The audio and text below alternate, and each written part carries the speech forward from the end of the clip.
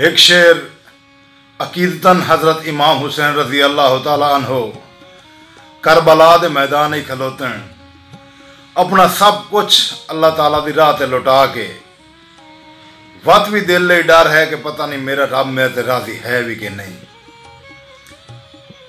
जन्नत दा सरदार है, अली दा पुत्र है, ज़हरा दा लाल है, वत भी दिल ले डर है कि पता नहीं मेरा रब मेरे ते राजी है कि नहीं। आपने फरमाया कि जेड़े तरके हन मेरे मौला मैं तेरी फकत रजा ते ला छोड़े, एक तेरी जात मनावन लई सारे सुख ते चैन रुसा छोड़े, और लहू लोड़ के काविश रेतां ते करबल दे रंग सहरा छोड़े, तैं जिंद नजराना मंगया हा मैं ता निक्के निक्के बाल कुहा पढ़ना कसीदा हक दे वली